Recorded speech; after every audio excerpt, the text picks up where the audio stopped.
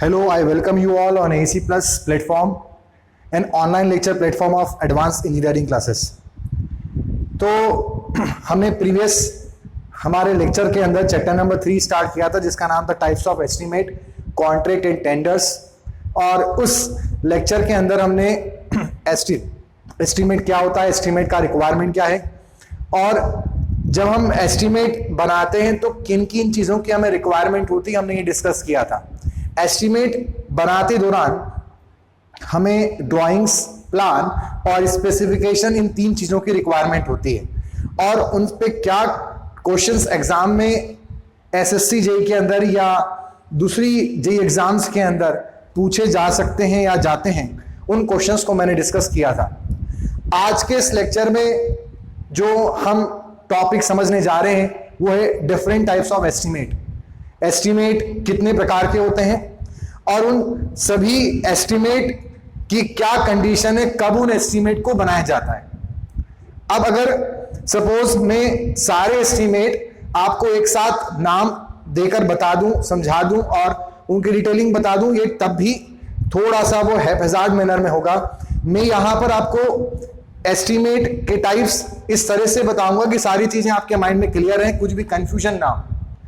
तो कुछ भी कंफ्यूजन के कॉलम को ना रखते हुए हम स्टार्ट करते हैं हमारा आज का lecture, types of estimate. Estimate total, जैसा कि आपको यहां पर बोर्ड पे दिख रहा है, मैंने सारे एस्टीमेट के यहां पे नाम लिखे हैं। और अगर एस्टीमेट को हम देखें तो टोटल 8 प्रकार के एस्टीमेट हैं। मैं एक बार सभी एस्टीमेट को वन बाय वन आपको उनके नाम बता रहा हूं। पहला है प्रिलिमिनरी एस्टीमेट, इसका एक और नाम है रफ कॉस्ट एस्टीमेट या एक और नाम है approximate estimate. Next plinth area estimate, cubical content estimate, approximate quantity estimate, detailed और आइटम रेट एस्टीमेट, 2 इसके नाम हैं।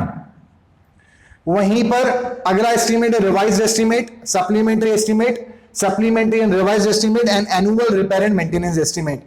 नाउ सबसे पहले मैं आपको बता दूं कि एस्टीमेट को अगर मैं ब्रॉडली मैनर में डिवाइड करूं कि जो एस्टीमेट किसी प्रोजेक्ट के मूल स्वरूप हम बनाते हैं, किसी भी प्रोजेक्ट में ऐसे एस्टीमेट जो बनने ही बनने हैं वो है 2 एस्टीमेट। इन सारे 8 एस्टीमेट्स में से 2 एस्टीमेट ऐसे हैं जो हम किसी भी प्रोजेक्ट के लिए बनाते ही बनाते हैं। वो एक प्रिलिमिनरी एस्टीमेट और दूसरा है डिटेल्ड और आइटम रेट एस्टीमेट।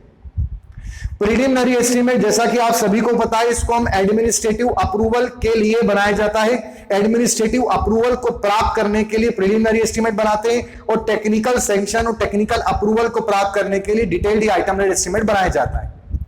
ये ऊपरी लेवल पर होता है। किसी भी प्रोजेक्ट की अनुमानित लागत पता करना ऊपरी लेवल से प्रिलिमिनरी एस्टीमेट के तहत आता है, और किसी भी कंस्ट्रक्शन प्रोजेक्ट की अनुमानित लागत पता करना डिटेल्ड लेवल पर अगर निकाला जाए तो उसी एस्टीमेट को डिटेल्ड और आइटम रेट एस्टीमेट बोलते हैं।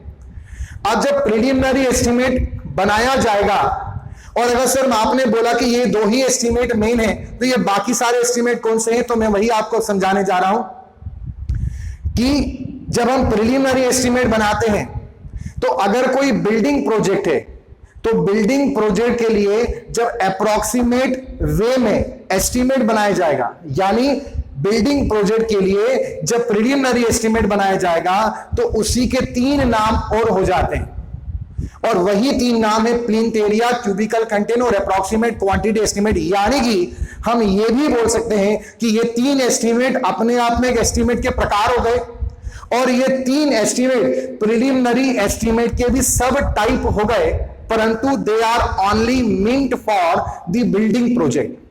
अगर किसी बिल्डिंग प्रोजेक्ट का प्रिलिमिनरी एस्टीमेट करना है तो इन 3 एस्टीमेट के आधार से किया जा सकता है।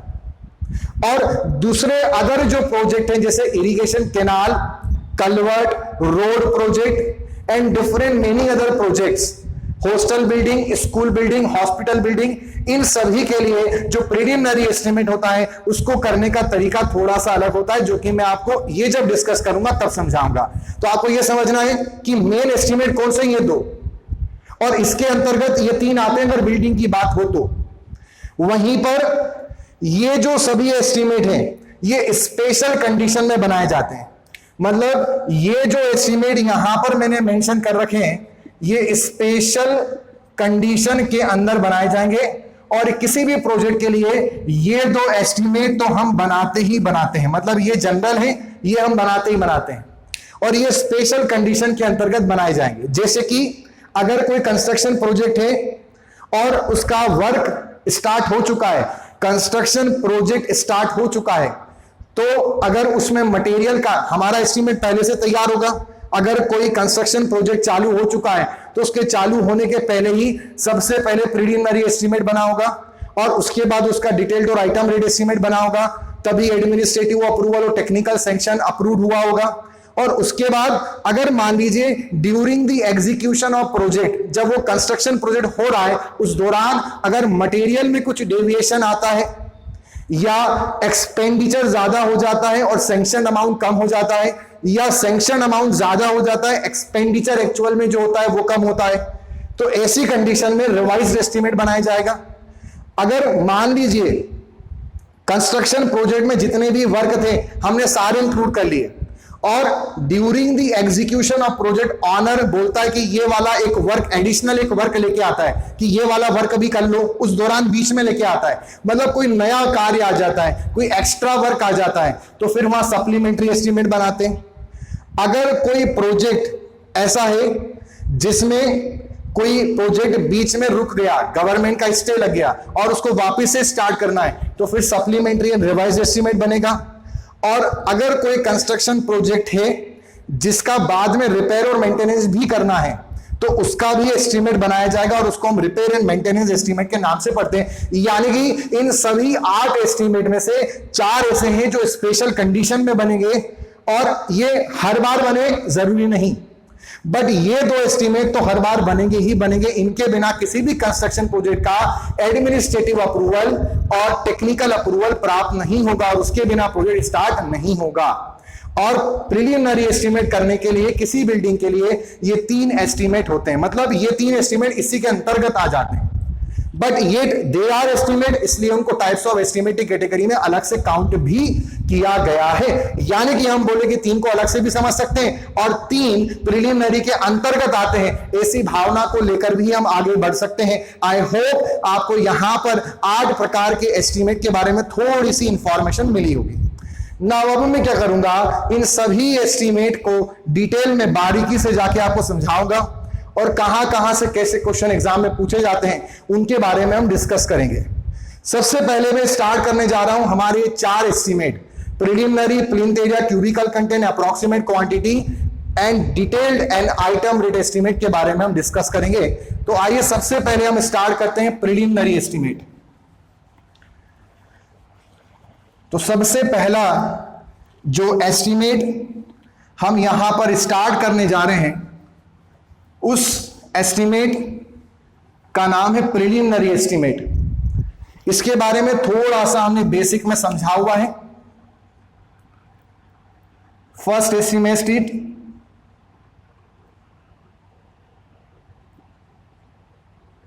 Preliminary estimate. प्रीलिमिनरी एस्टीमेट में चूंकि हम एस्टीमेटेड कॉस्ट ऊपरी लेवल से पता करते हैं, और जो एस्टिमेटेड कॉस्ट निकल के आती है वो उतनी सटीक नहीं होती है, उतनी एक्यूरेट नहीं होगी, क्योंकि हमने सब कुछ ऊपर तौर से करा हुआ है, क्योंकि इस प्रोजेक्ट का रिक्वायरमेंट ही ऐसा कुछ होता है। ये एस्टिमेट तब बनाया जाता है जब गवर्नमेंट को यह पता करना हो कि किसी प्रोजेक्ट को स्टार्ट किया जाए या नहीं। सिर्फ इस सवाल का जवाब पता करने के लिए, what is the necessity of the project, किसी कंस्ट्रक्शन प्रोजेक्ट को गवर्नमेंट स्टार्ट करे या नहीं करे, इसी चीज को पता करने के लिए सिर्फ आपका प्रीलिमिनरी एस्टीमेट किया जाता है। तो यहां पर जो कॉस्ट निकल के आती है एस्टिमेटेड कॉस्ट, वो होती तो एस्टिमेटेड है, बट वो उतनी सटीक नहीं होती, क्योंकि यहां पर ऊपरी तौर से पूरा एस्टिमेट तैयार किया जाता है स्पीड में। तो इसलिए इसका एक और नाम रफ कॉस्ट एस्टिमेट भी होता है। दूसरा, इसी एस्टीमेट में हम पूरा अप्रोक्सीमेशन पे चलते हैं, इसलिए इसका एक और नाम अप्रोक्सीमेट एस्टीमेट भी होता है। तो इसके 3 नाम है जो आपको ध्यान रखने। अब इसके बारे में कुछ पॉइंट्स हम समझेंगे। सबसे पहला, प्रीलिमिनरी एस्टीमेट हम करते क्यों हैं, तो ये आप सभी को पता है। प्रीलिमिनरी एस्टीमेट किया जाता है एडमिनिस्ट्रेटिव सैंक्शन और अप्रूवल को प्राप्त करने के लिए, इसके बदौलत, इसके द्वारा ड्यू टू प्रिलिमिनरी एस्टीमेट सरकार या कोई भी कंपिटेंट अथॉरिटी उस प्रोजेक्ट की नेसेसिटी यानी उपयोगिता के बारे में समझ पाती है कि वो प्रोजेक्ट किया जाए या नहीं, उतना फंड अवेलेबल है या नहीं। इस एस्टीमेट को करते दौरान जब इसमें कॉस्टिंग निकाली जाती है तो साथ में जो कंटीजेंसी ऐड करते हैं वो कुछ 5 to 10% के आसपास करते हैं। 10 to 15% भी कहीं कहीं दिया है, बट अगर दोनों ऑप्शन हो तो हमें ज्यादा एक्यूरेट जो आंसर होगा वो होगा 5 to 10%। इसमें कंटीजेंसी ली जाती है। अगर हम प्रिलिमिनरी एस्टीमेट की बात करें तो यहां पर प्रिलिमिनरी एस्टीमेट जो बनाया जाता है वो किसी मैथमेटिकल फॉर्मूले या किसी भी थ्योरेटिकल कॉन्सेप्ट्स को इसमें इंक्लूड नहीं करते। इसको बनाने के लिए जो एक एस्टीमेटर होता है वो अपने जीवन के एक्सपीरियंस के आधार पर ही इसको तैयार करता है। मतलब इस एस्टीमेट को बनाने में पूरा एक्सपीरियंस बेसिस होता है। ठीक, जो भी एस्टीमेटर है, जो भी इंजीनियर है जो इस एस्टीमेट को तैयार कर रहा है, वो अपने लाइफ के जीवन के पास्ट एक्सपीरियंस के द्वारा ही उस पर्टिकुलर प्रोजेक्ट के प्रिलिमिनरी एस्टीमेट को तैयार करेगा। मतलब यहां पे प्योर एक्सपीरियंस बेसिस होता है, यहां कुछ भी एक्सपेरिमेंटल अप्रोच नहीं होती है, यहां कोई मैथमेटिकल कॉन्सेप्ट नहीं लगाए जाते, सिर्फ यहां पे एक्सपीरियंस बेसिस होता है। एक्सपीरियंस बेसिस का मैं आपको छोटा सा एग्जांपल देता हूं।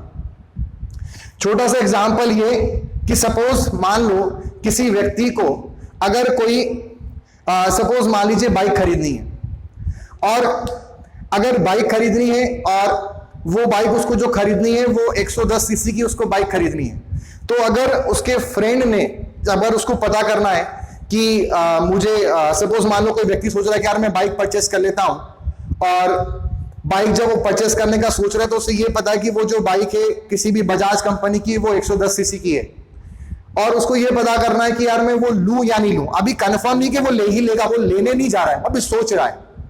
तो वो अपने पास, उसके पास सेविंग कुछ है 80,000 की सेविंग उसके पास में है, इतनी जो भी उसने कुछ अमाउंट सेव किया अपने सैलरी में से 80,000। अब उसको ये पता करना है कि यार ये वाइज डिसीजन भी होगा या नहीं होगा, तो वो क्या करेगा, फटाफट अपने किसी एक दोस्त को फोन लगाएगा, उसको याद आएगा कि यार इसने भी बजाज की एग्जैक्टली वो बाइक नहीं, ऐसे ही 110 सीसी का एक और मॉडल उसने परचेस किया था, दूसरी कोई बाइक। वो उसको फोन लगाएगा कि यार भाई भैया तुमने जो बाइक खरीदी थी उसका कितना प्राइस तुम्हें कोट किया गया था। फ्रेंड बताता है कि वो जो 65,000 में पूरी बाइक पड़ गई थी। तो वो वहीं पे अपना कैलकुलेशन कर रहा है, यानी कि उस व्यक्ति ने अपने दोस्त का सहारा लिया और दोस्त ने अपने एक्सपीरियंस के आधार पे बता दिया कि जो 110 सीसी की बजाज कंपनी की बाइक है वो 65,000 की आ रही है, तो मेरी जो बाइक है लेने जा रहा हूं वो भी कहीं ना कहीं 70,000 के आसपास आ जाएगी, और मेरे पास सेविंग है 80,000 की, तो हाँ मैं ये बाइक परचेस कर सकता हूं। ऐसे ही कंस्ट्रक्शन प्रोजेक्ट में आप इस बात को समझ लो। जैसे कि मान लो कोई एक रोड प्रोजेक्ट है, ठीक, अब वो जो रोड प्रोजेक्ट निकल के आया वो 100 किलोमीटर का एक सुपर कॉरिडोर बनाने का रोड प्रोजेक्ट है। तो ऐसे इंजीनियर को एस्टीमेट बनाने के लिए दिया जाएगा जो पहले से रोड प्रोजेक्ट में डील कर चुके हैं।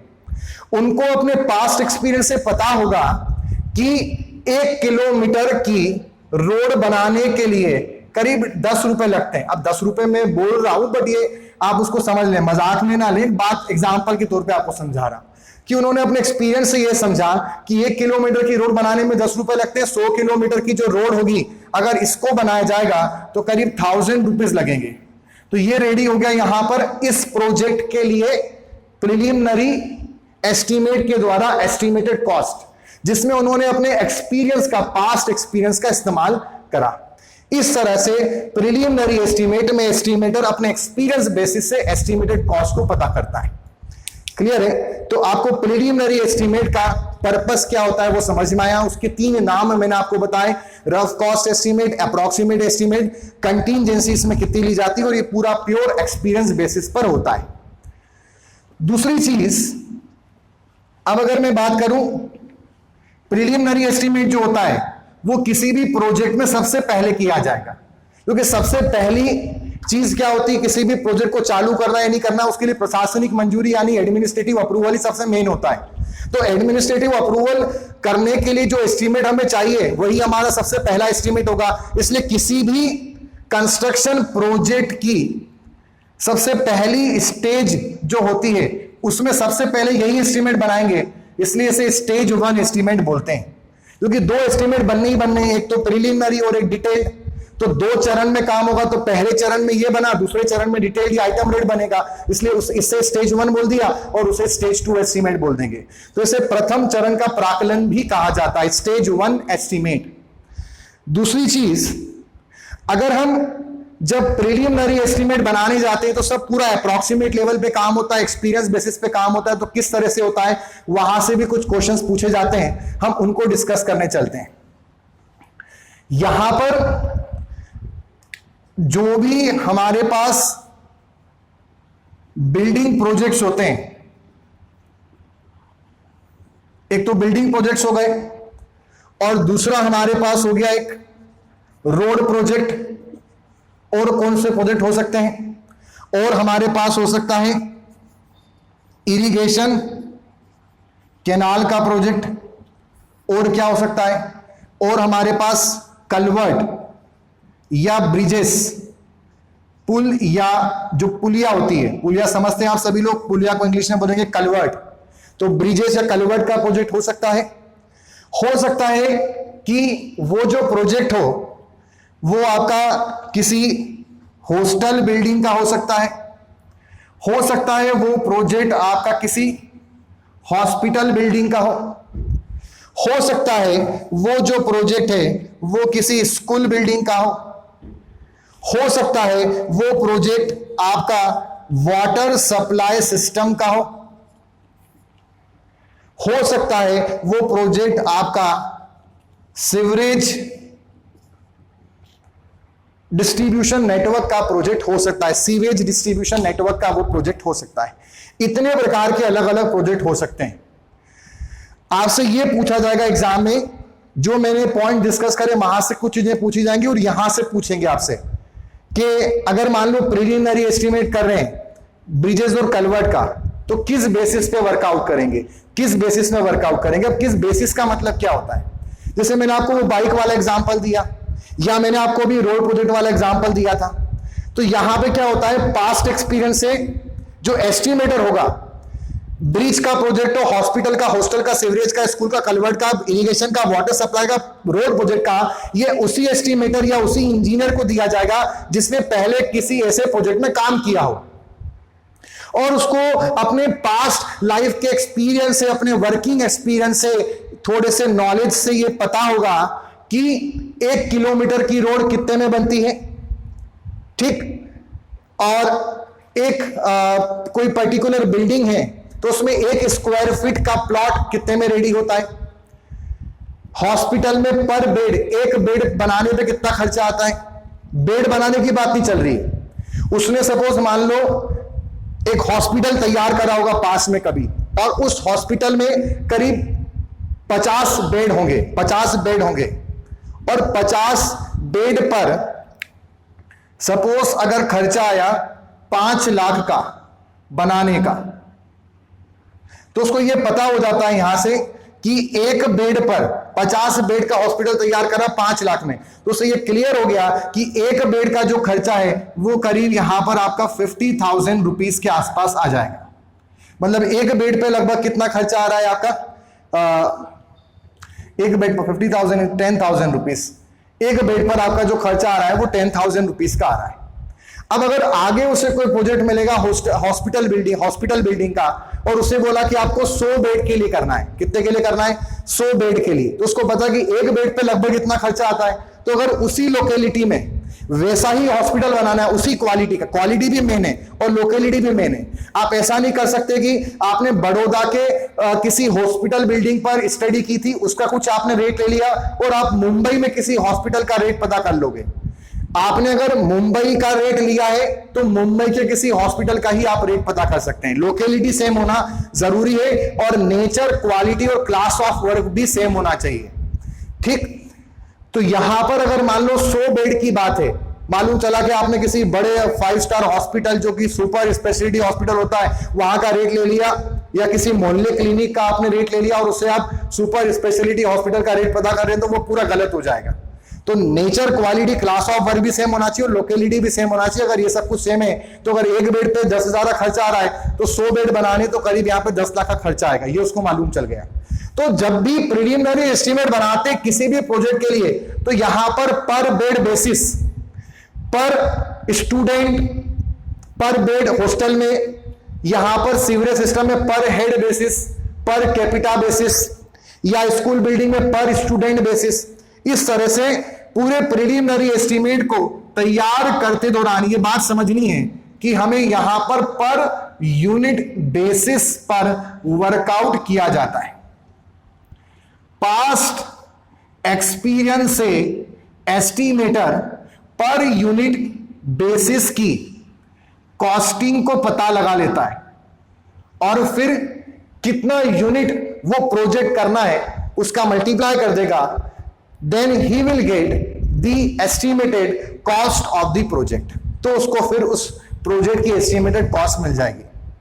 आई होप आपको मेरे एग्जांपल समझ में आए होंगे। तो अब यहां से क्वेश्चन आता है कि सीवरेज सिस्टम में पर यूनिट क्या होगा, कलवर्ट ब्रिजेस में पर यूनिट क्या होगा, रोड प्रोजेक्ट में पर यूनिट क्या होगा, किस तरह से वर्कआउट किया जाएगा। तो अब हम उस बारे में डिस्कस करते हैं। अगर हम सबसे पहले बिल्डिंग प्रोजेक्ट की बात करें तो यहां पर जो इसकी सब कैटेगरी आ जाती है वो आ जाती है प्लिंथ एरिया के बेसिस पर, या क्यूबिकल कंटेंट के बेसिस पर, या अप्रोक्सीमेट क्वांटिटी के बेसिस पर। इन 3 प्रकार से, अप्रोक्सीमेट एस्टिमेट नहीं बोला, ध्यान से समझना, अप्रोक्सीमेट क्वांटिटी बोला है। तो जब भी किसी बिल्डिंग की बात होती है तो per square feet of plinth area या per cubic metre of the building और अप्रोक्सीमेट क्वांटिटी के आधार पर बिल्डिंग प्रोजेक्ट का एस्टिमेट किया जाता है। इसी से 3 नाम बन जाते हैं। इसी से करेंगे तो प्लिंथ एरिया एस्टिमेट बन गया, इससे करा तो क्यूबिकल कंटेंट एस्टिमेट बना, और इससे कर दिया तो अप्रोक्सीमेट क्वांटिटी एस्टिमेट बन गया, जो हमारे आने वाले अगले 2nd, 3rd and 4th estimate है। तो जैसा कि मैंने आपको बताया था कि वो 3 एस्टिमेट प्रीलिमिनरी एस्टिमेट के ही सब टाइप है, सब पार्ट है बिल्डिंग प्रोजेक्ट के लिए, और यूं अगर समझे तो उनको अलग से भी हम समझ सकते हैं, but they are only and only meant for the building projects. अगर हम रोड प्रोजेक्ट की बात करेंगे तो यहां पे जो हमारा बेसिस होगा वो होगा पर किलोमीटर बेसिस। अगर इरिगेशन कैनाल है तो यहां पर होगा पर हेक्टेयर बेसिस, कि कितने हेक्टेयर की जमीन को सिंचित करना है उस कैनाल से, नहर से, उसके आधार पे पर हेक्टेयर बेसिस पर रेट पता कर लिया जाता है। पास में अगर कोई कैनाल किसी एस्टिमेटर ने बनवाई है तो वो पर हेक्टेयर पे कितना कॉस्टिंग आ रही है वो पता कर लेगा, और फिर भविष्य में जितने भी हेक्टेयर को इरिगेट करने के लिए कैनाल बनानी है उतने का मल्टीप्लाई कर देगा, तो ही विल गेट और she will get the estimated cost. Now per hectare basis पे भी करते हैं, और यहां पर इरिगेशन कैनाल के अंदर उसको पर किलोमीटर के आधार में भी करते हैं कि नहर कितनी लंबी बनानी है। अगर मान लो उसको यह पता है कि मैंने कभी 2005 में 100 किलोमीटर की नहर 100 रुपए की बनवाई थी, तो वो 1 किलोमीटर की नहर का रेट पता कर लेगा कि 1 किलोमीटर की नहर बनाने में 1 रुपए लगते हैं। ये इसका मतलब है कि पर किलोमीटर के आधार पर रेट पता कर लिया जाएगा, और फिर भविष्य में 2021 में या 20 में कभी भी भविष्य में 2 किलोमीटर की बनानी है या 5 की बनानी है या 100 की बनानी है या 500 किलोमीटर की बनानी है तो वो उतना यहां पे मल्टीप्लाई कर देगा। नेक्स्ट, अगर हम कलवर्ट या ब्रिजेस की बात करते हैं तो कलवर्ट और ब्रिजेस के अंदर यहां पर किलोमीटर बेसिस लिया जाता है, कितना किलोमीटर का ब्रिज है, कितने किलोमीटर की पुलिया बन रही है। अगर हॉस्पिटल बिल्डिंग की बात करेंगे तो यहां पे पर बेड बेसिस लिया जाता है। अगर हम हॉस्टल बिल्डिंग की बात करेंगे तो यहां पर स्टूडेंट बेसिस और पर बेड बेसिस भी वर्कआउट किया जाता है।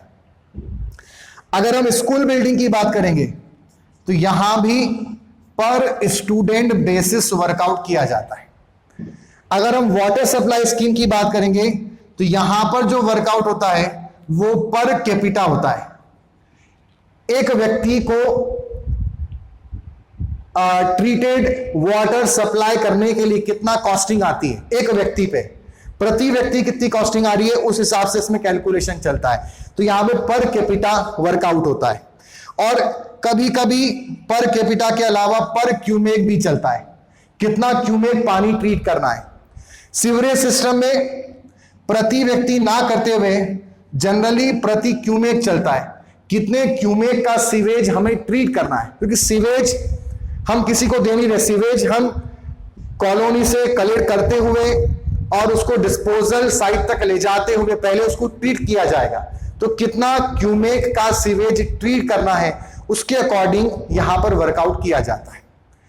तो आई होप आपको यह समझ में आएगा कि प्रीलिमिनरी एस्टीमेट क्या होता है और किस किस आधार पे यहां पे हम वर्कआउट करते हैं। ठीक, ये आप ध्यान रखिएगा। मैं छोटा सा आपको एक एग्जांपल देता हूं। सपोज जैसे मैं मानता हूं, मैं आपको एग्जांपल देता हूं कलवर्ट और ब्रिजेस का, ये क्या मतलब है इन सब पर किलोमीटर बेसिस का। सपोज मैं आपको एग्जांपल देता हूं कलवर्ट का। तो कलवर्ट में हमने क्या समझा कि आप पर किलोमीटर बेसिस पे चलते हैं। इसका मतलब क्या है, सपोज मान लीजिए कोई भी एक इंजीनियर है, उसने अपने पास्ट में कोई एक कलवर्ट यानी पुलिया बनाई थी, और वो जो पुलिया उसने बनवाई थी वो 10 किलोमीटर की थी और वो 1000 रुपए में कुछ तैयार हुई थी फाइनल।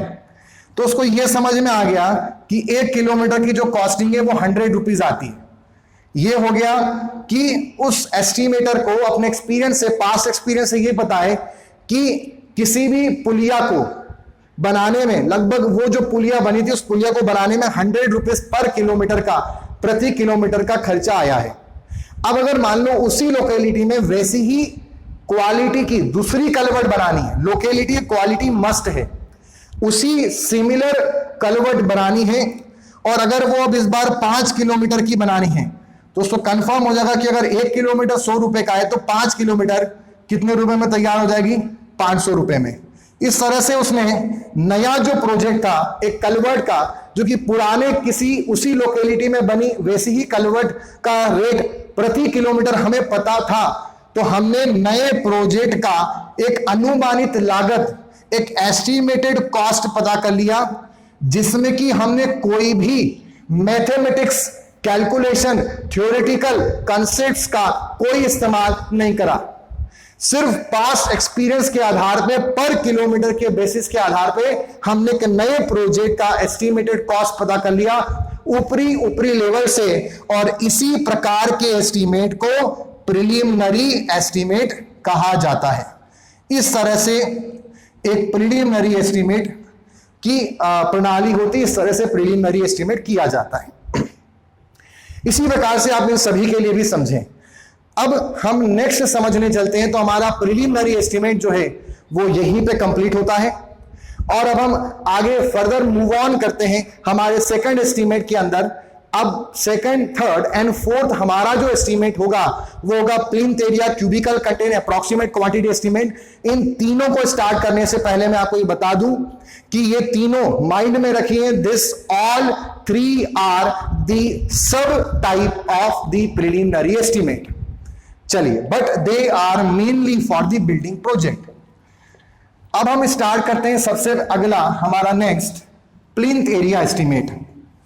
ठीक, ध्यान से समझिएगा। मैं पहले आपको प्लिंथ एरिया समझाऊंगा, फ्लोर एरिया क्या होता है, प्लॉट एरिया क्या होता है, कई प्रकार के अलग अलग एरिया होते हैं, पहले वो डिस्कस करेंगे, फिर हम प्लिंथ एरिया एस्टिमेट को समझेंगे। तो नेक्स्ट हमारा एस्टिमेट है प्लिंथ एरिया एस्टिमेट। सपोज अभी हम सबसे पहले डिस्कस करेंगे कि प्लिंथ एरिया क्या होता है।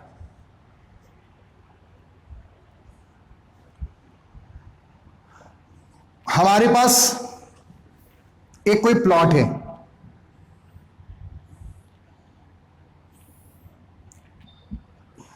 वो जो प्लॉट है उसका ये जो डायमेंशन है वो 8 मीटर है, और ये जो डायमेंशन है वो 10 मीटर है।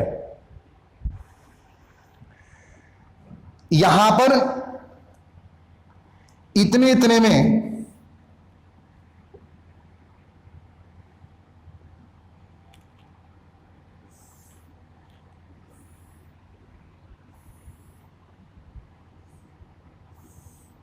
सपोज इतने इतने के अंदर हमारा बिल्डिंग कंस्ट्रक्ट होगी और ये हमारी यहां पर वॉल है,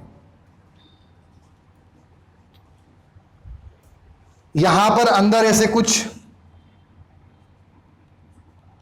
रूम्स आएंगे और ये जो इतना एरिया है ये ओपन एरिया है। अगर मैं इतने इतने पोर्शन की बात करूं ओपन एरिया के अलावा, तो ओपन एरिया के अलावा मेरे पास कितना पोर्शन आएगा जिसको मैं रेड से शेड कर रहा हूं। आई होप आप ये वाला समझ पा रहे होंगे। रेड से जिस एरिया को, क्षेत्रफल को मैंने इंडिकेट किया है, ये वो पोर्शन है जहां पर बिल्डिंग तैयार होगी। यानी हम ये बोल सकते हैं कि this area is the area in which building is the effectively constructed। इसका डायमेंशन मैं यहां पर मान लेता हूं, ये वाला जो डायमेंशन है वो हो गया 8 मीटर बाहर से बाहर तक, दीवार के बाहर से दीवार के बाहर तक, और ऐसे में मैं इस डायमेंशन को 6 मीटर मान लेता हूं। तो अगर आप यहां पे देखेंगे तो जो 10 बाय 8 मीटर का जो पूरा एरिया है, इस एरिया को हम बोलते हैं टोटल एरिया और इसको हम बोलते हैं प्लॉट एरिया। आप ध्यान से समझिएगा, पहला एरिया मैंने आपको समझाया टोटल एरिया, कुल क्षेत्रफल, या प्लॉट एरिया क्या होता है। तो जो टोटल एरिया है आपका वो हो गया प्लॉट एरिया। उसमें से आपने कुछ ओपन एरिया छोड़ दिया। अगर आप प्लॉट एरिया में से ओपन एरिया को माइनस कर देते हैं तो वो एरिया आपको मिल जाता है जिसमें आपने बिल्डिंग को इफेक्टिवली रूप से कंस्ट्रक्ट कर रखा है। It is the area of effective construction. वो एरिया जो होता है उसी एरिया को हम बोलते हैं प्लिंथ एरिया। इसी में हमारा एक्चुअल बिल्टअप हुआ है, कंस्ट्रक्शन हुआ है, इसलिए इस एरिया को बिल्टअप एरिया भी बोला जाता है। और इसी एरिया को कवर्ड एरिया भी कहा जाता है। इसी के 3 अलग अलग नाम है, plinth up area, built up area और covered area of any building. Plot area total area minus open area. और यहां से क्वेश्चन ये आता है कि जब भी हम प्लिंथ एरिया देखते हैं तो उसमें हम जो हमारी घर की वॉल होती है, दीवार होती है, उसके अंदर से अंदर तक मेजरमेंट चलता है दीवार का, या बाहर से बाहर तक का कैलकुलेशन करते हैं। तो यहां पे आपको बात समझना है, जो प्लिंथ एरिया है is the area which is measured at the plinth level of any building. किसी भी बिल्डिंग का जो कुर्सी का लेवल होता है, जहां तक मकान को जमीन से उठाते हैं, वो जो लेवल है वहां पे मेजर किया जाता है plinth area, and it is measured out of the walls. मतलब प्लिंथ एरिया में जहां पे अपने मकान का फ्लोर है, फर्श है, वो तो आएगा ही आएगा, साथ में बाहर की दीवार का एरिया भी आएगा। मतलब हम ये बोल सकते हैं कि प्लिंथ एरिया जब भी मेजर्ड करते हैं तो it is measured out to out, हमेशा उसको बाहर से बाहर की तरफ नापा जाता है। अगर इसमें मैं आपको प्लिंथ एरिया हमारा कितना है तो हम यहां पे देखें 8 मीटर ये और 6 मीटर ये, तो हमारा जो प्लिंथ एरिया है वो हो गया 8 बाय 6 मीटर। अब अगर सपोज मान लीजिए यहां पर ऐसी दीवारें बनी हुई हैं और इन दीवारों की जो मोटाई है वो 30 सेंटीमीटर यानी 0.3 मीटर है, तो आप बताइए यहां पर ये जो इतना पोर्शन है इसमें 0.3 की दीवार और 0.3 की दीवार है, तो फर्श कहां पे लगेगा इसके अंदर। तो यहां पे अगर मैं इनर डायमेंशन को मेजर करूं, इनर डायमेंशन, इनर का मतलब क्या होगा, ये डायमेंशन, अगर मैं इनको मेजर करूं इन टू इन, तो ये जो डायमेंशन है वो कितना हो जाएगा 6 माइनस 0.3 माइनस 0.3 मीटर, और ये जो डायमेंशन है वो डायमेंशन कितना हो जाएगा 8 माइनस 0.3 माइनस 0.3। अब ये जो हमने यहां पर डायमेंशन लिया, इसमें हमने वॉल का एरिया नहीं लिया। अगर इन दोनों से अगर मैं एरिया देखूं तो मेरे पास वो एरिया तैयार होगा जिसको अब मैं ग्रीन से शेड करने जा रहा हूं, और ये वो एरिया होगा जिसमें हमारी फर्श यानी टाइल्स लगेगी, यानी फ्लोर आएगा, और इस वाले एरिया को फ्लोर एरिया कहा जाता है। यानी हम ये भी बोल सकते हैं कि अगर बिल्टअप या कवर्ड या प्लिंथ एरिया में से दीवार का एरिया माइनस कर दे, बाहर की दीवार का, तो हमें फ्लोर एरिया मिल जाएगा। हम ऐसा भी बोल सकते हैं टोटल एरिया में से ओपन एरिया माइनस करो तो प्लिंथ एरिया मिलेगा, और प्लिंथ एरिया में से दीवार का एरिया माइनस करो तो फ्लोर एरिया मिलेगा। उल्टा, फ्लोर एरिया में दीवार का एरिया जोड़ो तो प्लिंथ एरिया बनेगा, और प्लिंथ एरिया में ओपन एरिया जोड़ दो तो प्लॉट एरिया बन जाएगा। इन सभी पे और भी क्वेश्चन आते हैं, उनमें मैं मिसलेनियस हमारा जो लास्ट चैप्टर होगा उसमें आपको समझाऊंगा। इनमें और भी कुछ क्वेश्चंस पूछते हैं, बट अभी सिर्फ प्लिंथ एरिया एस्टिमेट समझाने के लिए मैंने आपको बेसिक यहां पे जानकारी दी कि what is floor area of any building.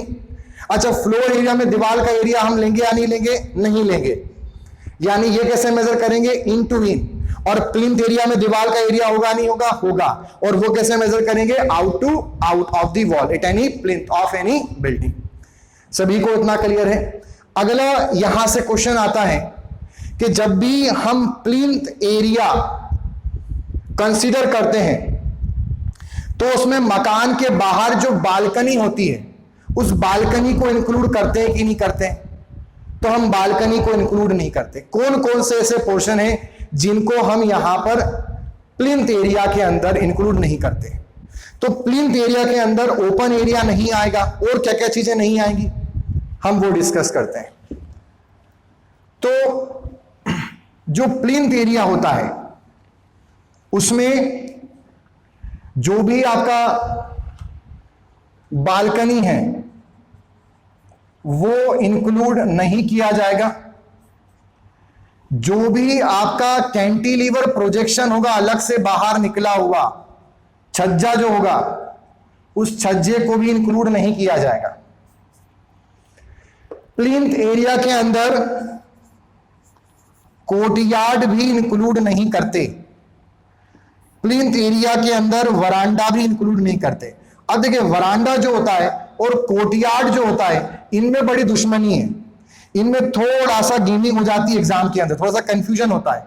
तो मैं यहां पर आपको बताना चाहूंगा, कुछ बुक्स बोलती है कोर्टयार्ड इंक्लूड नहीं करते और वरांडा भी इंक्लूड नहीं करते, बट मैं आपको बता दूं कोर्टयार्ड वर्ड ये ब्रिटिशर्स के टाइम से हमारी टर्मिनोलॉजी, हमारी लैंग्वेज के अंदर आया हुआ है। ब्रिटिशर्स जब अपना मकान बनाते थे या जब रहते थे किसी मकान के अंदर, तो they used to play something sort of outdoor games in their houses. Outdoor games like volleyball और something badminton and other some sort of games. अलग अलग प्रकार के बाहरी ऐसे आउटडोर गेम्स खेलना वो पसंद करते थे, और इसके लिए वो अपने घर में जो भी उनका प्लॉट एरिया होता था उसमें वॉलीबॉल का एक ग्राउंड बनवाते थे। तो ये वर्ड जो यहां पर है, ये कोर्ट जो आया है, कोर्ट का मतलब है बैडमिंटन कोर्ट, बास्केटबॉल कोर्ट, और यार्ड का मतलब होता है एरिया। मतलब किसी भी मकान में ऐसा कुछ एक पोर्शन बनना जहां पर कोई भी गेम्स जैसे कि बैडमिंटन या बास्केटबॉल खेले जा सकें, ऐसे को बोलते हैं कोर्टयार्ड। और वरांडा यानी कि हिंदी में बोले तो आंगन, आंगन जो हम बोलते हैं, आंगन वो वाला पोर्शन है जो हमारे बिल्डिंग के अंदर कहीं पर होता है। ठीक, तो अगर यहां पर देखें तो अगर मैं सही मायने में बात करूं तो कोर्टयार्ड पे अगर आपको पूछा हो तो कोर्टयार्ड प्लिंथ एरिया में इंक्लूड नहीं करेंगे, बट वरांडा प्लिंथ एरिया में इंक्लूड किया जाता है। इसलिए कुछ बुक्स में वरांडा मेंशन नहीं होता। उसका यह रीजन है कि वरांडा ओपन एरिया तो हो सकता है, उसके ऊपर छत ना आए वो पॉसिबल है, बट वरांडा हमारे बिल्टअप एरिया के अंतर्गत आता है। मकान के अंदर कोई खुली जगह हो तो वो वरांडा होता है, और मकान के बाहर खुली जगह हो जहां पे कोई गेम्स खेले जा सके तो वो कोर्टयार्ड होता है। उस दृष्टि से अगर देखें तो कोर्टयार्ड प्लिंथ एरिया में इंक्लूड नहीं होगा, बट वरांडा प्लिंथ एरिया के अंदर इंक्लूड होगा। तो आई होप आपको यहां पे आराम से अच्छे से मैंने बारीकी से प्लॉट एरिया क्या होता है, प्लिंथ एरिया क्या होता है, बिल्टअप एरिया क्या होता है, कवर्ड एरिया क्या होता है, और किस किस चीजों को प्लिंथ एरिया में इंक्लूड नहीं करते वो मैंने आपको समझाया। यहां से क्वेश्चन आते हैं, इनको आप ध्यान रखिएगा। और भी डिटेलिंग है, मुझे पता है प्लिंथ एरिया पे और भी क्वेश्चन आते हैं। Floor area ratio, plinth area ratio, plinth ratio क्या होता है, PAR FAR, ठीक, फर्स्ट फ्लोर का प्लिंथ एरिया रेट ज्यादा होगा या सेकंड फ्लोर का, ये सब हम डिस्कस करेंगे। ये सारी चीजें आएंगी, बट वो धीरे धीरे आगे आएंगी। अभी सिर्फ मैं प्लिंथ एरिया एस्टीमेट समझाने के लिए आपको प्लिंथ एरिया समझाया। अभी प्लिंथ एरिया में डिटेल में नहीं घुसूंगा, वो हमारा लास्ट चैप्टर होगा, मिसलेनियस वाला पार्ट। अब हम आगे बढ़ते हैं, तो हमें ये समझ में आ गया कि प्लिंथ एरिया क्या होता है। मतलब कोई भी बिल्डिंग है, उसके कितने पोर्शन में मकान बना हुआ है प्रभावी रूप से, ठीक, प्रभावी रूप से जितने पोर्शन में मकान बना हुआ है उसको हम बोलते हैं प्लिंथ एरिया, ठीक। कुर्सी क्षेत्रफल। अब प्लिंथ एरिया एस्टीमेट कैसे किया जाता है, तो प्लिंथ एरिया एस्टीमेट करने का मैं आपको प्रोसीजर बताता हूं, तरीका समझाता हूं। प्रोसीजर क्या होता है, सबसे पहले जिस भी बिल्डिंग का आपको, कोई भी एक बिल्डिंग है सपोज, ठीक, एक बिल्डिंग है, उसका कुछ टोटल प्लॉट एरिया है और वो बिल्डिंग बननी है, और उसमें कुछ इतना पोर्शन उसका प्लिंथ एरिया है।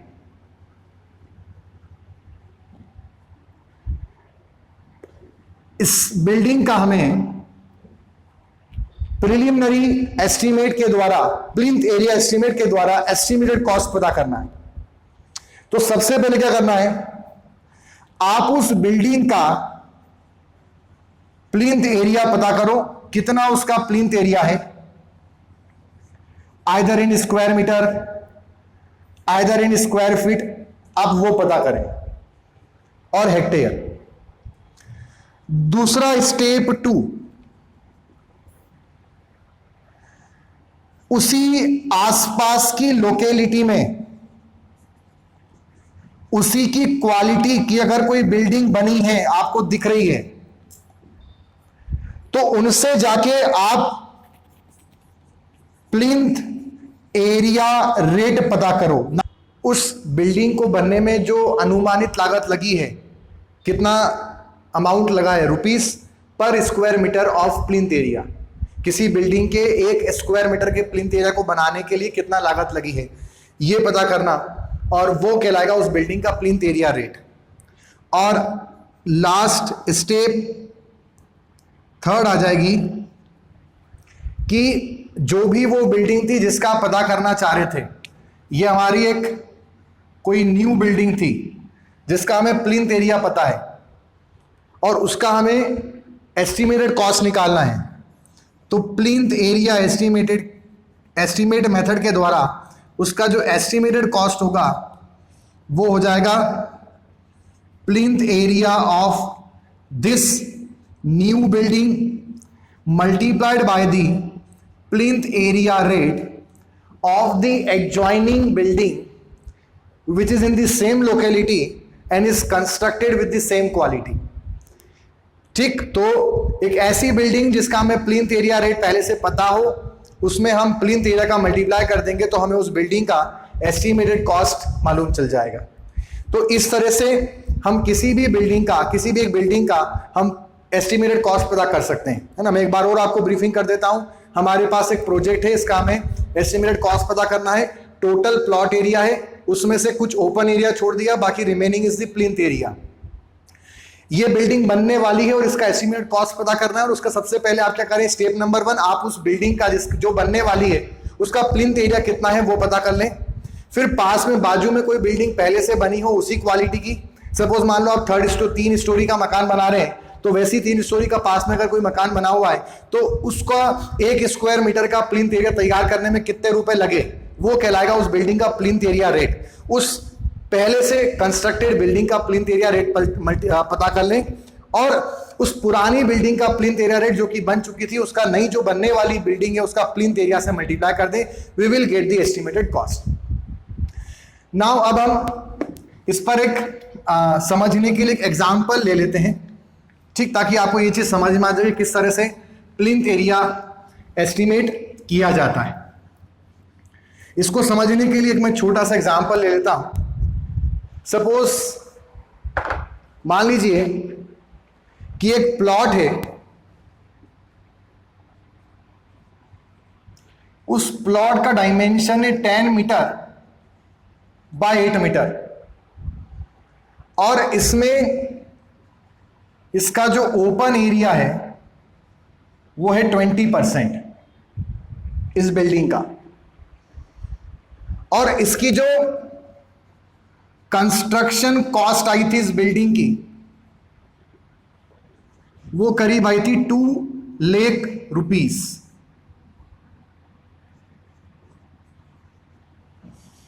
ये बिल्डिंग ऑलरेडी कंस्ट्रक्टेड है, ये बिल्डिंग ऑलरेडी बनी हुई थी, ठीक। इसको थोड़ा सा मैं मॉडिफाई कर रहा हूं, 5 लाख रुपीस कॉस्टिंग आई थी। एंड वहीं पर हमें एक दूसरी सिमिलर बिल्डिंग है,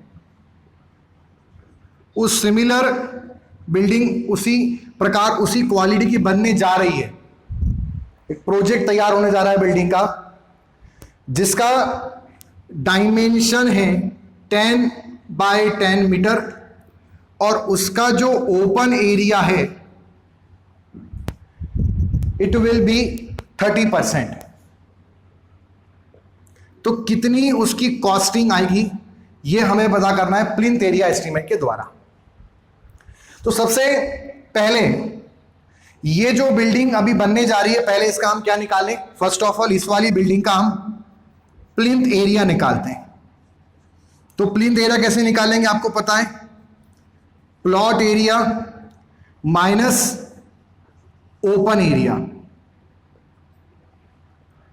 ठीक। अगर हम यहां पर देखें तो हम ऐसे भी समझ सकते हैं कि ओपन एरिया 30% है तो कवर्ड एरिया यानी प्लिंथ एरिया बिल्टअप एरिया कितना होगा 70%। टोटल प्लॉट एरिया कितना है 10 बाय 10 यानी 100 स्क्वायर मीटर। तो ये ऐसे भी बोल सकते हैं 70% ऑफ 100 स्क्वायर मीटर, तो यानी ये कितना हो जाएगा 70 स्क्वायर मीटर, ऐसे भी हम समझ सकते हैं। या 10 इंटू 10 100 माइनस 30% ऑफ 10 इंटू 10, तो वो भी आपका 70 ही आएगा, ठीक। तो ये हो गया आपका यहां पर जो बिल्डिंग बनने जा रही है उसका हमने प्लिंथ एरिया निकाल लिया। अब जो एडजॉइनिंग बिल्डिंग है, इस एडजॉइनिंग बिल्डिंग का प्लिंथ एरिया रेट निकाला जाएगा। अब इसका हम प्लिंथ एरिया रेट निकालने चलते हैं। कैसे निकालेंगे प्लिंथ एरिया रेट वो समझते हैं। पहले तो इस वाली बिल्डिंग का प्लिंथ एरिया पता करें। इस वाली बिल्डिंग का जो प्लिंथ एरिया होगा वो कितना होगा, प्लॉट एरिया कितना है 10 इंटू 8 माइनस ओपन एरिया कितना है 20% ऑफ 10 इंटू 8। अगर इसको देखेंगे तो ये हो जाएगा आपका 80 माइनस 80 का 20%, तो ये करीब होगा आपका 16, तो ये बन जाएगा आपका 64 मीटर स्क्वायर। ये इस बिल्डिंग का हो गया प्लिंथ एरिया। अब ये जो प्लिंथ एरिया है इसको बनाने में कितनी लागत आई, 5 लाख रुपए, ये दिया हुआ है क्वेश्चन में। तो 1 स्क्वायर मीटर प्लिंथ एरिया बनाने में कितनी आएगी 5 lakh divided by 64 and this will comes out to be, जब इसको हम सॉल्व करेंगे तो this will comes out to be 7,812 7,812 rupees per square metre.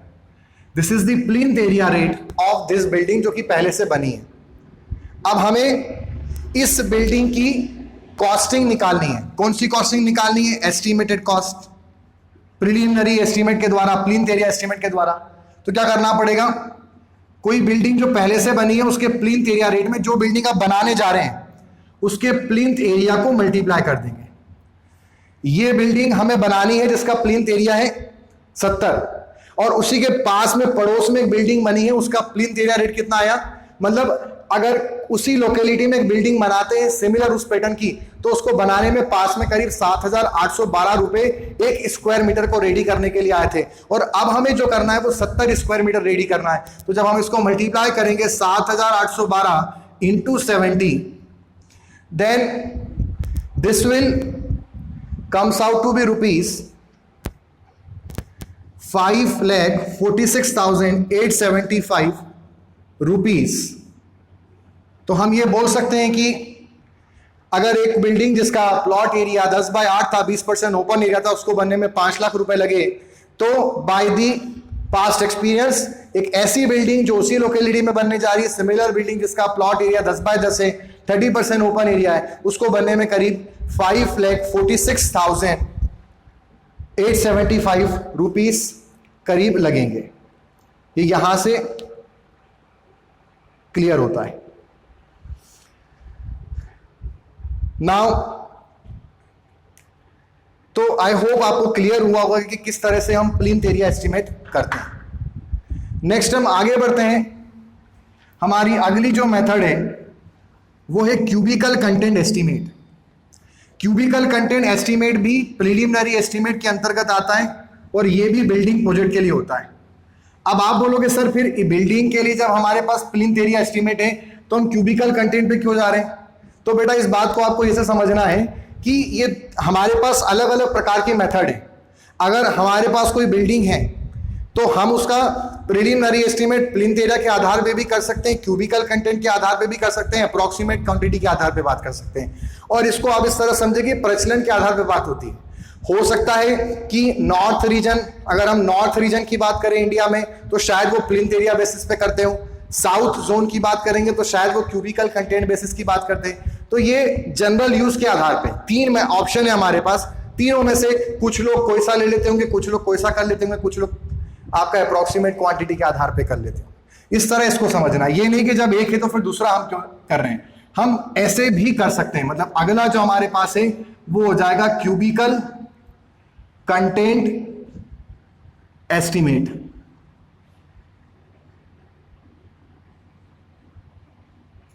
Cubicle content estimate भी एक प्रकार से प्रिलिमिनरी एस्टिमेट है बिल्डिंग प्रोजेक्ट के लिए। क्यूबिकल कंटेंट एस्टिमेट समझने से सबसे पहले हमें यह समझना पड़ेगा कि क्यूबिकल कंटेंट क्या होता है। तो बात बड़ी सिंपल सी है, यहां पे बात को समझिएगा। हमारे पास एक बिल्डिंग है, इसका ये टोटल प्लॉट एरिया है और इसमें इतने पोर्शन में इसका कंस्ट्रक्शन हुआ है। तो ये जो पोर्शन है ये क्या हो जाएगा? इसका प्लिंथ एरिया। मान लो ये जो प्लिंथ एरिया है, सपोज फॉर एन एग्जांपल ये 80 स्क्वायर मीटर है, और ये जो बिल्डिंग है, इस बिल्डिंग का अगर मैं क्रॉस सेक्शन कट करूं तो ये बिल्डिंग ऐसी कुछ दिख रही है, यहां पर इतनी कुछ हाइटेड है। सपोज मान लो कि ये ग्राउंड लेवल है, यहां से जो बिल्डिंग की हाइट है ये प्लिंथ लेवल है, या तो ये ग्राउंड लेवल है या ये प्लिंथ लेवल है, तो ये हाइट है 3 मीटर। This is the height of the building. ये क्या दिख रहा है? ये आपको कहां पे दिखा? एलिवेशन में। और ये आपको कहां पे दिख रहा है? प्लान में। तो प्लान से आपको मालूम चला प्लिंथ एरिया, और एलिवेशन से क्या मिला? Height of the building.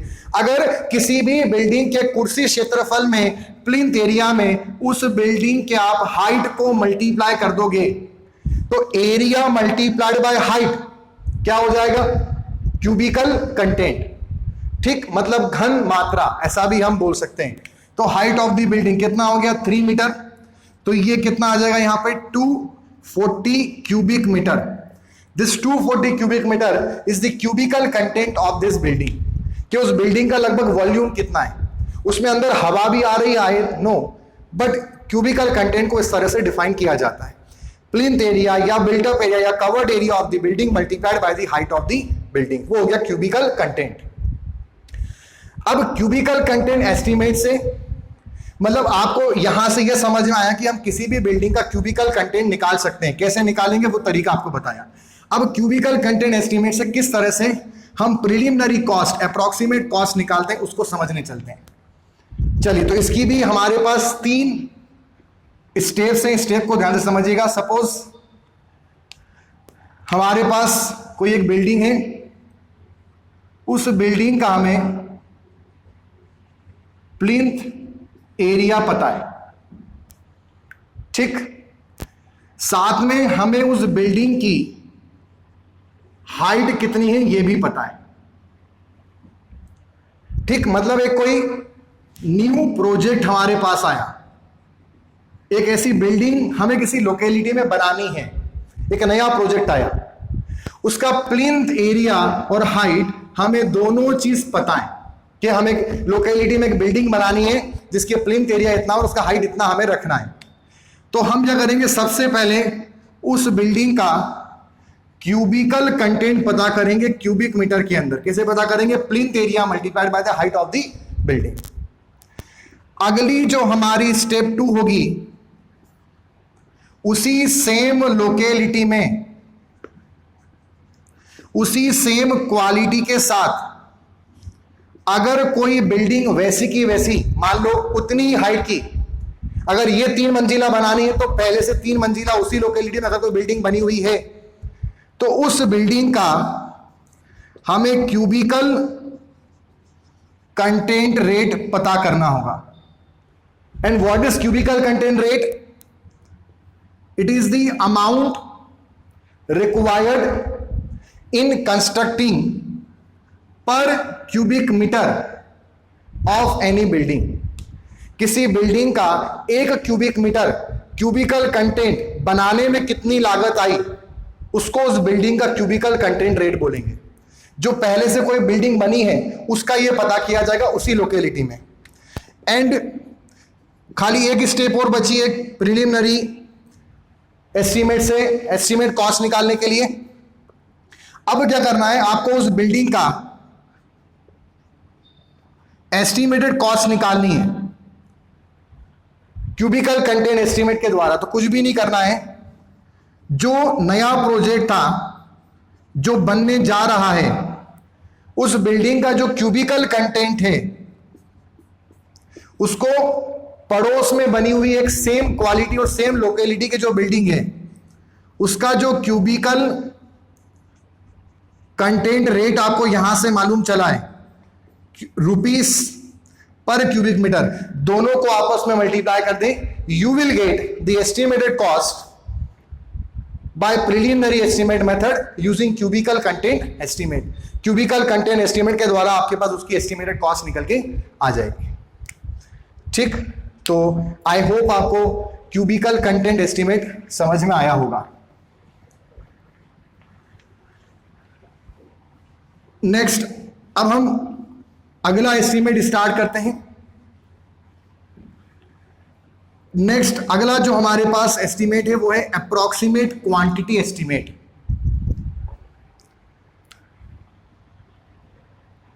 जो अप्रोक्सीमेट क्वांटिटी एस्टिमेट है ये भी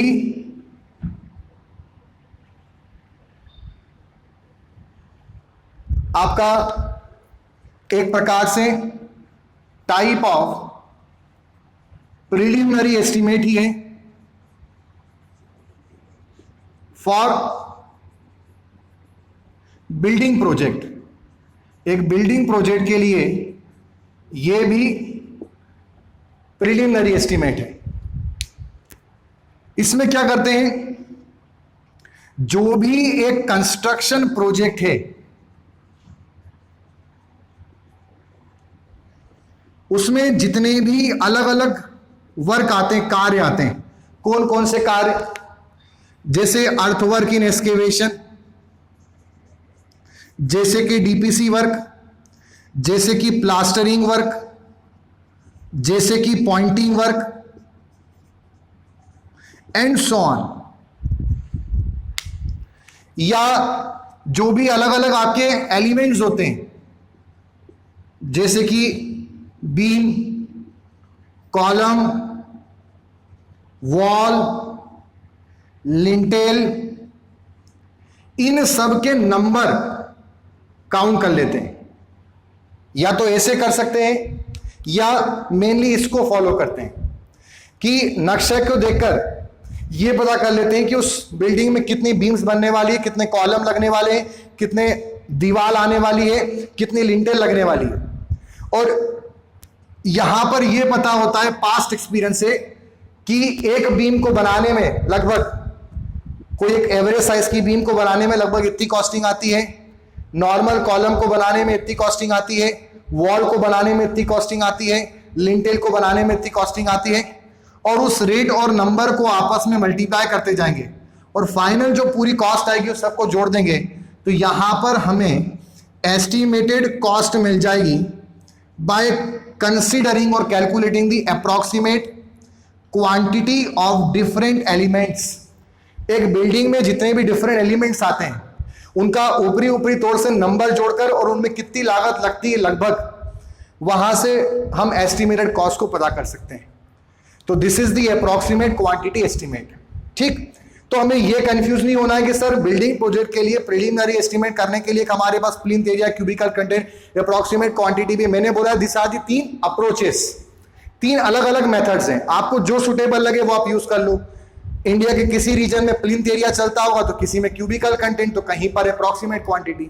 सो this are the 3 approaches for finding out the estimated cost of a building project.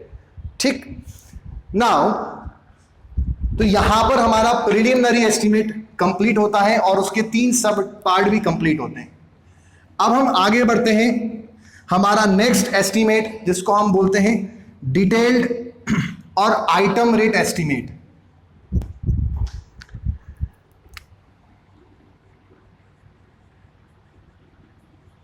Detailed और इसका एक और नाम है आइटम रेट एस्टिमेट। डिटेल्ड और आइटम रेट एस्टिमेट में यहां पर ये टेक्निकल अप्रूवल के लिए किया जाता है। कोई भी प्रोजेक्ट होता है तो जब सबसे पहला जो एस्टिमेट बनाएंगे वो प्रिलिमिनरी बनाएंगे, इसलिए उसे स्टेज 1 बोलते हैं, और उससे एडमिनिस्ट्रेटिव अप्रूवल मिलता है। जब एडमिनिस्ट्रेटिव अप्रूवल मिलता है तो फिर डिटेल्ड और आइटम रेट बनाया जाता है बाद में, इसलिए इस वाले को स्टेज 2 एस्टिमेट भी बोलते हैं। और इसको बनकर इसको जब देखते हैं, कंपिटेंट अथॉरिटी जब इसकी स्टडी करती है कि हाँ एस्टिमेट सही है क्या, और पुराने वाले प्रिलिमिनरी एस्टिमेट की कॉस्ट से मैच हो रहा है या नहीं हो रहा है, लगभग आसपास आ रहा है, तो फिर वो प्रशासनिक मंजूरी, तकनीकी मंजूरी देते हैं, technical approval, technical sanction provide करते हैं। तो यानी डिटेल्ड और आइटम रेट एस्टिमेट के आधार पर हमें क्या मिलता है, टेक्निकल अप्रूवल मिलता है। यहां पर इसमें जो कंटिंजेंसी होती है वो 3 से 5% ली जाती है डिटेल्ड और आइटम रेट एस्टिमेट के अंदर। डिटेल्ड और आइटम रेट एस्टिमेट में क्या होता है, यहां पर इसका नाम इस प्रकार से, डिटेल्ड लेवल में एस्टिमेट कॉस्ट निकालते हैं। आइटम रेट का मतलब क्या है, कोई भी आपका एक कंस्ट्रक्शन प्रोजेक्ट है तो उस प्रोजेक्ट में जितने भी अलग अलग वर्क आ रहे हैं उन सब वर्क को हम क्या बोलते हैं, आइटम्स बोलते हैं। वर्क और दी आइटम्स, सारे वो अलग अलग वर्क कंसीडर किए जाएंगे और उन सभी वर्क में कितना मटेरियल लग रहा है और कितना लेबर लग रहा है उसकी क्वांटिटी पता कर ली जाएगी। और किसी कंस्ट्रक्शन प्रोजेक्ट में जितने भी कार्य आ रहे हैं उसमें जितनी भी सामग्री और लेबर लग रही है उसकी क्वांटिटी को जब एसओआर में इंडिकेट किए गए रेट, मैंने बताया था आपको एसओआर में रेट दिया होता है, उससे जब हम मल्टीप्लाई कर देंगे we will get the estimated cost of that project via detailed estimate method. इस तरह से डिटेल्ड एस्टिमेट मेथड के द्वारा हमें एस्टिमेटेड कॉस्ट मिल जाती है। ठीक, इतनी चीजें आपको इसमें ध्यान रखनी है। अब थोड़ा सा हम इसमें आगे समझने चलते हैं। जैसे कि मैंने आपको बताया कि डिटेल्ड और आइटम रेट एस्टिमेट में पहले क्वांटिटी निकालना पड़ता है और फिर रेट से मल्टीप्लाई करते हैं। यानी ये जो डिटेल्ड और आइटम रेट एस्टिमेट है ये 2 स्टेप में कंप्लीट किया जाता है, 2 स्टेप में कंप्लीट किया जाता है। पहली स्टेप क्या है और दूसरी स्टेप क्या है उनको समझते हैं। पहले क्वांटिटी निकालनी पड़ेगी, फिर रेट से मल्टीप्लाई करेंगे। तो इसलिए डिटेल्ड और आइटम रेट एस्टिमेट 2 स्टेप में कंप्लीट होता है। स्टेप 1, पहली स्टेप को बोलते हैं measurement of quantity. Measurement of quantity, जितने भी आइटम्स और वर्क हैं उन सबकी क्वांटिटी पता करेंगे। और दूसरा होता है स्टेप 2। स्टेप 2 होता है एब्स्ट्रैक्ट। एब्स्ट्रैक्ट का मतलब होता है summary, abstract of the estimated cost.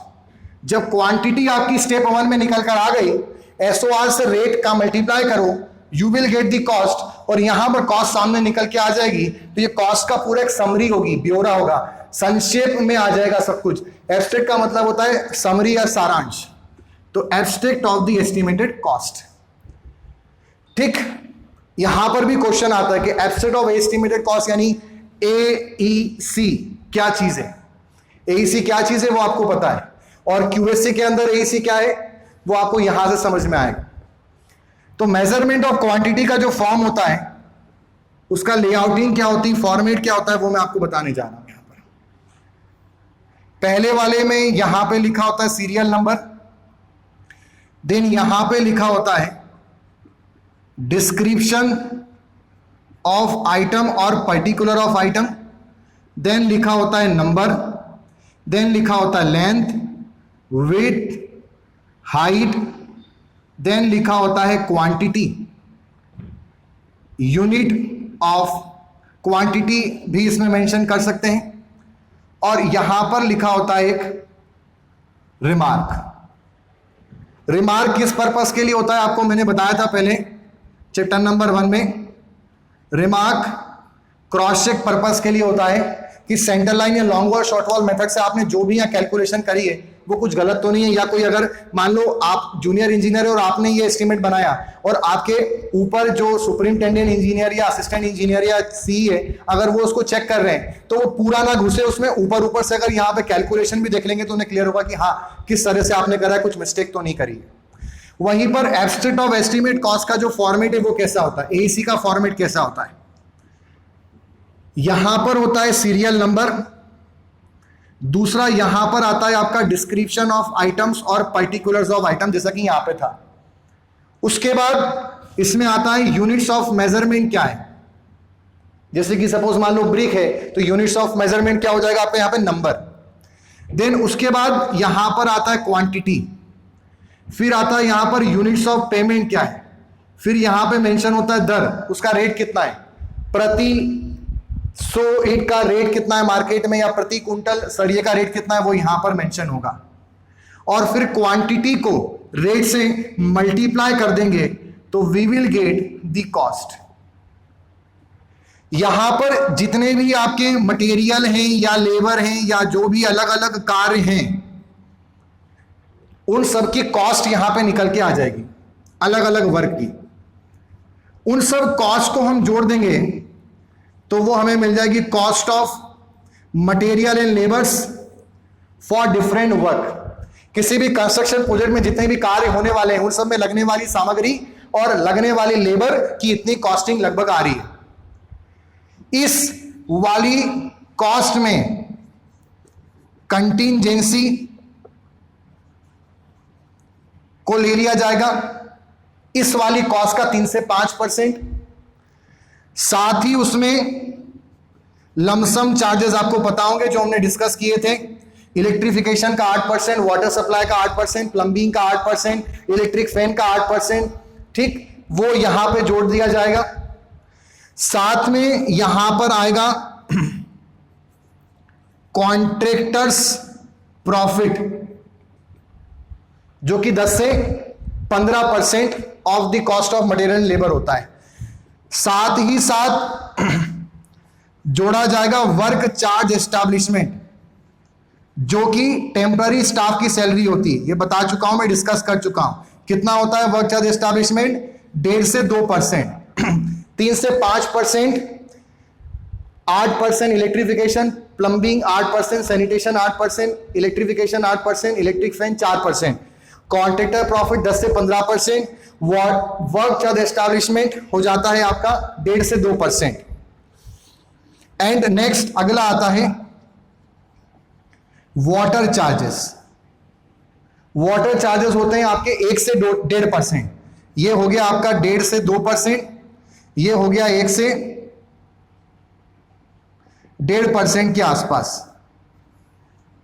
Contractor profit हो गया 10 से 15%, कंटीजेंसी हो गया 3 से 5%, और साथ में आ जाता है ट्रांसपोर्टेशन चार्ज अगर डिस्टेंस 8 किलोमीटर से ज्यादा है तो।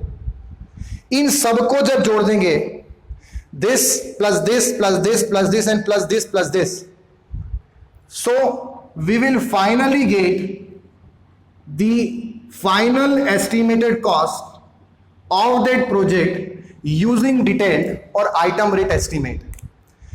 इनके बारे में लमसम चार्जेस, कंटीजेंसी और वर्क चार्ज एस्टैब्लिशमेंट में आपको बता चुका हूं। वाटर चार्जेस, कॉन्ट्रैक्टर प्रॉफिट के बारे में मैं आपको एनालिसिस ऑफ रेट वाले चैप्टर के अंदर एक बार और वापस से उसमें समझाऊंगा। बाकी चीजें मैं आपको बता चुका हूं। कॉन्ट्रैक्टर प्रॉफिट के बारे में हम हमारे आगे जो चैप्टर आएगा एनालिसिस ऑफ रेट, वहां डिस्कस करेंगे, और वाटर चार्ज के बारे में और ट्रांसपोर्टेशन चार्ज के बारे में भी हम आगे डिस्कस करेंगे। आई होप आपको डिटेल्ड और आइटम रेट एस्टिमेट किस तरह से बनाते हैं वो समझ में आया होगा। तो आज के हमारे लेक्चर में हमने ये डिस्कस करा कि एस्टिमेट कितने प्रकार के होते हैं। प्रीलिमिनरी एस्टिमेट क्या होता है, प्लिंथ एरिया एस्टिमेट क्या होता है, क्यूबिकल कंटेंट एस्टिमेट क्या होता है, अप्रोक्सीमेट क्वांटिटी एस्टिमेट क्या होता है, और डिटेल्ड और आइटम रेट एस्टिमेट क्या होता है। हमारे आगे जो नेक्स्ट लेक्चर आएगा उसमें हम डिस्कस करेंगे revised estimate, supplementary estimate, supplementary and revised estimate, और annual repair and annual maintenance estimate के बारे में। ठीक, आई होप आपको ये लेक्चर समझ में आया हो, और अगर सभी को एसी के लेक्चर्स इफेक्टिवली समझ में आ रहे हो, क्वांटिटी सर्विंग, कॉस्टिंग, मैं आपको कुछ समझाने की कोशिश कर रहा हूं, अगर आप उनको उस कॉन्सेप्ट को वहां तक पहुंच पा रहे हैं तो हमारे इस चैनल को आप सब्सक्राइब करें, लाइक करें। अगर लेक्चर आपको अच्छा लगता है तो कमेंट बॉक्स में आप उसमें मेंशन करें कि आपको क्या लेक्चर में इफेक्टिवनेस लग रही है। और दूसरी चीज, जब भी आप यहां पर सब्सक्राइब करते हैं तो साथ में जो बेल आइकन का बटन है उसे दबाना ना भूलें। बेल आइकन सब्सक्राइब अगर आप करेंगे तो वहां पे इंफॉर्मेशन आपको मिल जाएंगी, बट अगर बेल आइकन का बटन नहीं दबाएंगे तो जो भी हम दूसरे लेक्चर डालेंगे, जो आने वाले नए अपडेट्स होंगे, वो आपको नहीं मिल पाएंगे। तो जब भी सब्सक्राइब करें, बेल आइकन का बटन दबाना ना भूलें। तो चैनल को लाइक करें, सब्सक्राइब करें, बेल आइकन का बटन जरूर दबाएं, और अपने और भी जो फ्रेंड्स हैं सिविल इंजीनियरिंग स्ट्रीम के, उनको इन लेक्चर्स के बारे में आप बताएं, अगर आपको लेक्चर अच्छे लग रहे हैं तो। Thank you.